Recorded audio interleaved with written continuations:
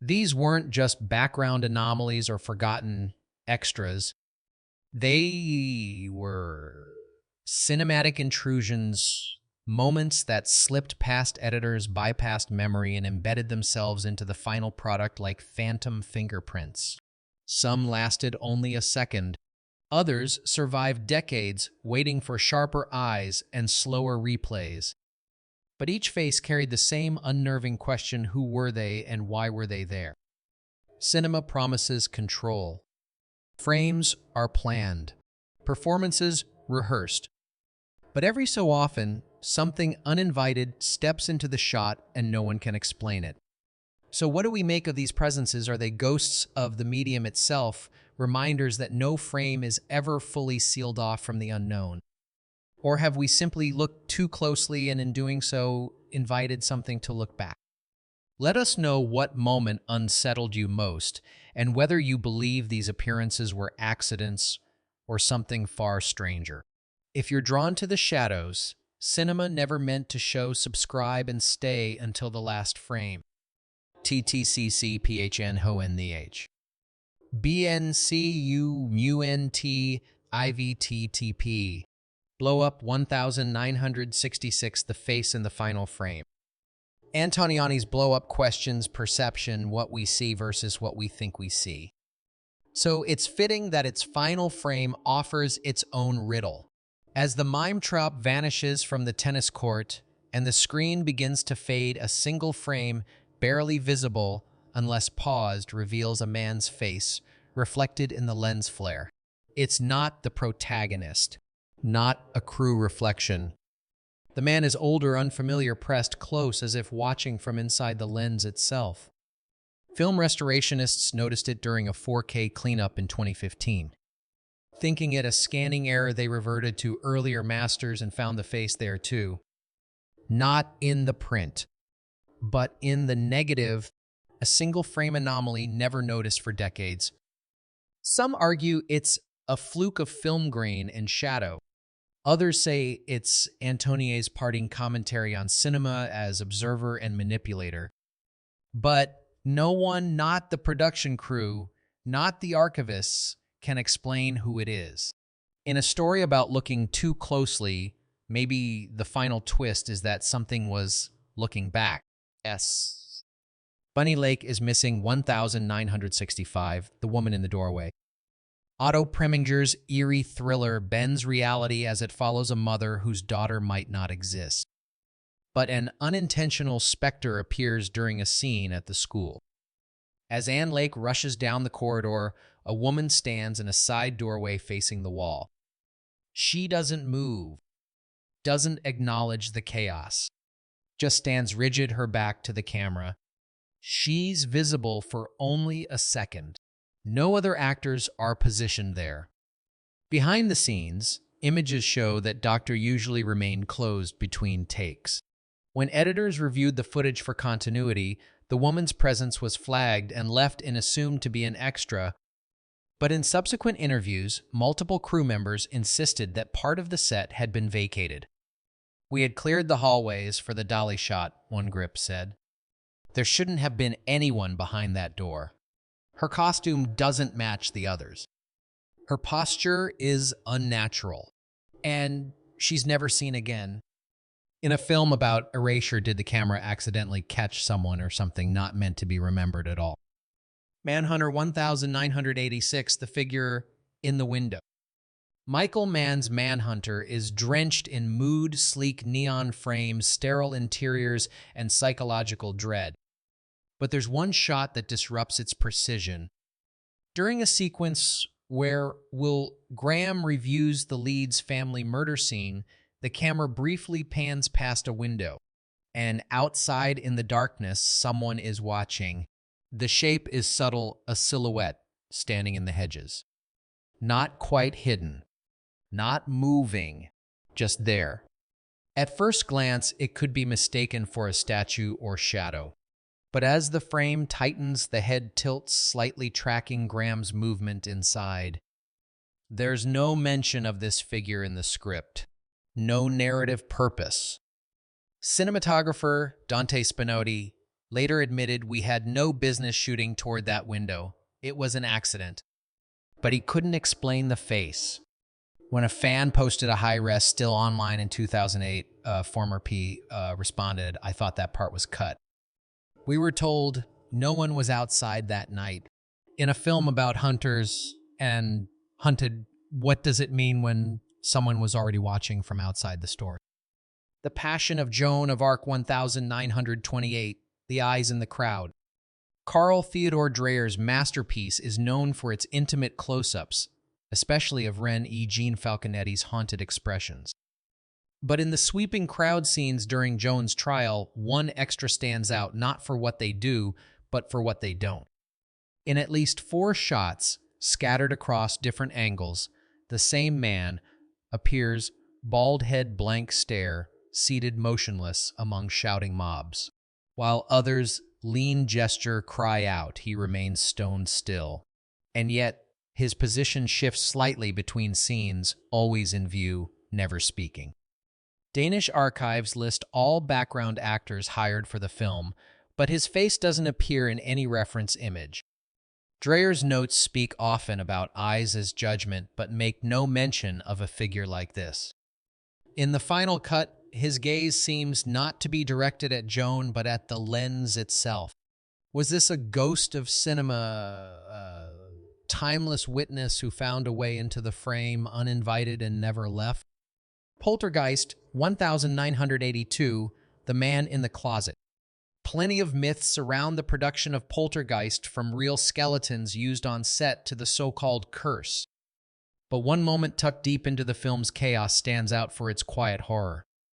During a pan shot across the Freeling children's bedroom, just before the closet bursts open, there's a static image in the shadows. A tall, bearded man pressed against the closet wall. He appears in just 3 frames. Then he's gone. Makeup artists confirmed he wasn't one of the spirits designed for the sequence. Stunt coordinators deny using human doubles in that section. Even stranger, his build and face don't match any known crew member from the production logs. When the scene was reviewed for a 2010 Blu-ray transfer, editors slowed the shot and found the man's face isn't just present, he's grinning. Steven Spielberg never addressed it. Hooper, when asked in a rare interview, simply said that House had a lot of shadows. Some of them we didn't put there. If this was a haunted house story, did something else want to leave its own mark on the film? Peeping Tom 1960, The Watcher in the Mirror. Michael Powell's Peeping Tom is already an unsettling examination of voyeurism, but one scene turns the lens back on itself. During a sequence where Mark reviews his footage in the darkroom, there's a flash just a second when a mirror in the background catches a reflection. But it isn't Mark. And it isn't anyone in the scene. It's a man in a heavy coat with a scarf wrapped tight, standing completely still just out of direct sightline. He doesn't move. He doesn't interact. But his eyes are visible, locked onto the image in the developing tray. Several film analysts noticed the reflection years later during academic studies. When archival records were reviewed, no camera operator or crew member matched the position or appearance. Cinephiles initially chalked it up to a symbolic double, a narrative trick. But Powell, notoriously precise, never used spontaneous reflections without design. The lighting grid didn't support a man standing there without casting a shadow. And most telling, in Powell's original script notes that mirror wasn't even supposed to be there. If this was fiction about obsession, who was obsessing over the fiction from inside the film itself? The Shining 1980, The Face Behind the Doorframe. Kubrick's The Shining is full of optical illusions, spatial contradictions, and impossible architecture. But in one particular scene, Danny riding his trike through the Overlook's maze-like hallways, there's an almost imperceptible shift. As he turns a corner, the camera catches a glimpse of a doorway behind him. And there, for less than half a second, is a face peering from behind the frame. Not Grady. Not the twins. Not Jack. A middle-aged woman, hair pulled back, staring not at Danny but at the camera. It's easy to miss. Even easier to deny. But forensic frame analysis shows eyes, cheekbones, and a faint outline of a smile. Editors reviewing the scene for 4K restoration initially thought it was an artifact. But after isolating the frame, they found no visible stitching or overlay. Kubrick was infamous for shooting dozens of takes, yet no documentation shows anyone cast or crew positioned at that door. In fact, crew logs state that wing of the set was closed for reset during the shot. In a film obsessed with ghosts and repetition, did something or someone insert itself into the labyrinth, knowing it would only be seen by those who looked too closely? Mulholland Drive, 2001, The Man in the Party. David Lynch is no stranger to unexplainable images.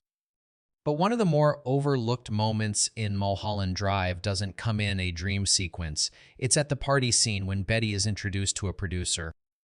In the wide establishing shot behind the guests stands a man in a dark suit and glasses. He never blinks, never moves, and he never appears again. He's not credited. He doesn't appear in call sheets leaked online. Fans assumed he was just an extra until someone compared his appearance to a blurry figure seen years earlier in Eraserhead lingering outside the industrial hallway. When asked about it, Lynch simply said, "Sometimes things follow us from one story to the next." Some believe the man was digitally added, but the film's production timeline suggests no VFX were used in that scene. Others think he was inserted to create dissonance, but no other guest exhibits that eerie stillness. Is he a symbol, a mistake, or has he been walking through Lynch's films all along waiting to be noticed? The Texas Chainsaw Massacre 1974, The Silent Figure in the Field. Early in Tobe Hooper's raw and feral classic, the van passes a scorched field on the way to the derelict homestead. It's a moment meant to establish the decay of rural Texas, but something else lingers in the heat distortion, a figure distant, motionless, just beyond the wreckage of a burned-out car. Most dismiss it as a trick of light or a forgotten crew member, but freeze frame reveals details too specific to ignore Suspender's bare feet, a long face. The figure doesn't move, doesn't shift, but it's there in the background in full daylight. Cinematographer Daniel Pearl insisted the scene was shot with a closed field, no one but the cast and crew present. Gunnar Hansen, in his autobiography, never mentioned anyone standing out there. And yet, a second later, when the camera cuts to another angle, the field is empty. What makes it even stranger is how the Texas Chainsaw Massacre was shot with almost no budget, no extras, no staged background movement. Every face on screen was meant to be there. Except this one. Did the film, in capturing the desolation of a dying America, accidentally catch something or someone already lost in it? Don't Look Now, 1973, The Second Figure on the Bridge. Nicholas Roeg's Don't Look Now is full of visual doubles, mirrored actions, and hidden presences. But during the final sequence, the one with the red hooded figure, an odd detail appears in wide shots of the Venetian Bridge. While John Baxter follows the mysterious figure, a second form can be seen standing farther down the bridge, almost mirroring his movements. Most viewers miss it. The camera's depth of field blurs the background. But it's there, a faint outline, arms at sides, head slightly tilted. Neither Donald Sutherland nor the crew acknowledged it in commentary tracks. Some fans chalk it up to a pedestrian, but set photos show that the area was cordoned off during shooting. No extras were scheduled, and the angle of the bridge suggests the figure wasn't just behind it, was in view the entire time. Editors deny manipulation, but the timing, the doubling, feels intentional, or worse, reflexive, as if the film was aware of its own themes and created something it couldn't quite explain. Was the film capturing a second layer of reality, or did something slip in during one of its many mirror-like transitions? Back to the Future part, 1989, The Man in the Alley. During Marty's return to 1955, he hides behind a stack of boxes in an alley watching the events of the first film unfold. It's a crucial moment, time crossing itself. But just before he ducks behind cover in the corner of the frame, a man is already standing there. Not Biff. Not Doc. Just a silhouette. Watching, initially dismissed as a lighting technician accidentally caught on camera, fans quickly noted the figure isn't dressed like crew. He's wearing a fedora, a long coat, and doesn't move as Marty passes him. In fact, he doesn't move at all, even as the camera pans past. Freeze frame enhancement shows he's facing away from the action toward a blank wall. Robert Zemeckis claimed no such figure existed, blaming it on shadows. But during a 2011 Comic-Con panel, Michael J. Fox mentioned a weird guy always creeped him out in that scene long before anyone pointed it out. Later versions of the film have the alley reframed, slightly cropping out that corner. But on Laserdisc and early DVD, he's there. Why would someone be standing in a supposedly empty set doing nothing unless they weren't supposed to be seen in the first place? The Ring 2002, The Stranger in the Tape. Everyone remembers the cursed videotape in The Ring, a string of abstract, unsettling imagery designed to feel like a fever dream. But fans who paused certain frames discovered something that wasn't part of the film's official iconography. Just past the fly, the ladder, and the spinning chair at frame 041 of the tape within the film, a face appears in the darkness behind the well. It's not Samara. It's not Richard or Anna Morgan. And it doesn't resemble any cast member. What's disturbing isn't the face itself, a woman mouth, slightly parted, eyes vacant, but how fleeting and deliberate it feels. It isn't a glitch. It isn't static. It's composed. And in the script drafts released post-film, that moment isn't mentioned. Director Gore Verbinski was asked during a 2003 press junket about the face. He paused, then said that frame isn't in the master edit. Yet it's there, consistently across physical releases. When fans asked DreamWorks for clarification, no official comment was made. Conspiracy theories ranged from marketing plan to accidental edit from a test reel.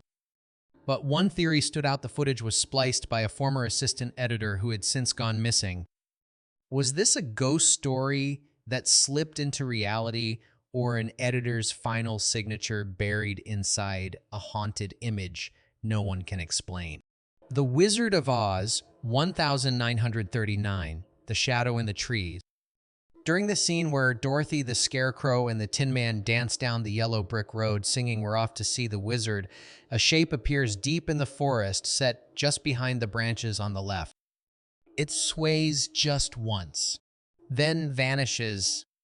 For decades, rumors spread that a Munchkin actor had hanged himself during filming, and his body was visible in the background.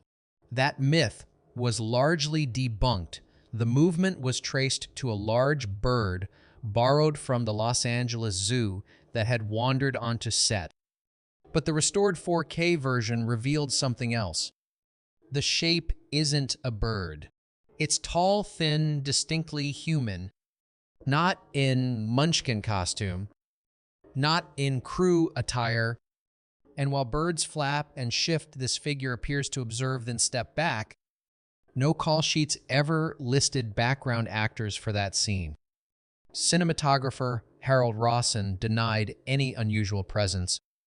Yet many fans claim they remember seeing someone else in that forest even before the rumor took root. If we've all been watching the same film for 80 years, how did something so out of place survive all that time unnoticed until it decided to move? 3 Men and a Baby, 1987, The Boy Behind the Curtain.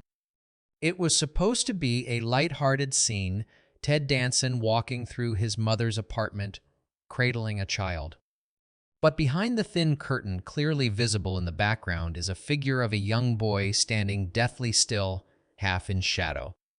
Urban legend turned it into the ghost of a boy who died in that apartment, but the film was shot on a soundstage in Toronto. The directors insisted it was a cardboard cutout of Ted Danson's character, a prop from a deleted subplot. Yet the image doesn't quite match. The hair is wrong. The height is off. And most disturbingly, the eyes don't align with any promotional materials. Prop master Tommy Heffernan swore the cutout was removed before shooting. In later re-releases, the figure was digitally edited out.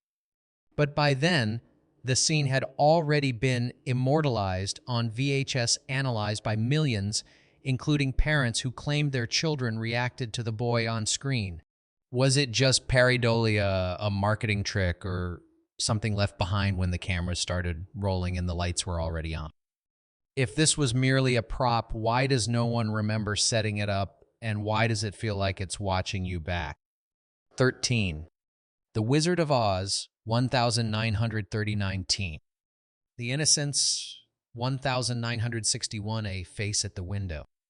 There's a moment in Jack Clayton's The Innocents that has long been praised for its restrained horror, a chilling stillness behind elegance. But frame 04617, during a tracking shot of Miss Giddens walking through the corridor, reveals something that no script ever mentioned. Outside the window, beyond the sheer curtains, a pale face, not the ghost of Peter Quint, appears briefly, unmoving. It isn't part of the haunting narrative. It isn't the actor who played the ghost.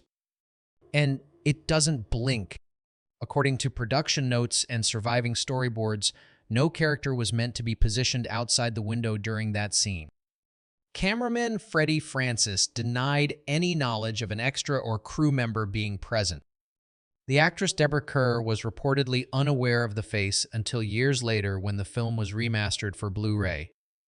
A crew member dismissed it as just shadows playing tricks. But freeze frame analysis shows distinct facial features, high cheekbones, hollow eyes, and something stranger. The face appears to be looking directly at the camera, not at Kerr. When asked in a 1999 interview, editor Jim Clark simply said, "If it was someone real, we'd have cut it." That's what makes it worse. Is it possible for a face to exist on film without ever being in front of the camera? Or is this one of the few moments when film captured something even its makers couldn't explain? Carnival of Souls, 1962, The Passenger Who Wasn't There. Carnival of Souls is a film about liminality, the space between life and death, the seen and the unseen. But one moment buried deep in its dreamlike narrative has long confounded archivists. During the highway driving sequence just before Mary arrives at the abandoned pavilion, a shot from inside the car reveals her reflection in the rearview mirror and someone sitting in the back seat. It's not the man, the film's central specter. It's not a crew member, there's no visible gear or movement. It's simply a woman, eyes closed, head tilted toward the window. She appears in only 2 frames. Then she's gone. No change in angle. No sound. Just the faint impression that someone was there and then wasn't. Director Herc Harvey never mentioned the shot. None of the surviving production stills show a backseat passenger. And when the original film negatives were reviewed in the early 2000s, the frames were intact, no damage, no tampering, no overlays. The moment is so brief that many fans dismissed it as a trick of light. But once seen, it's hard to forget because she's not staring at the road. She's staring at Mary, and perhaps at us. In a film about souls left behind who rode along long enough to be seen but never remembered.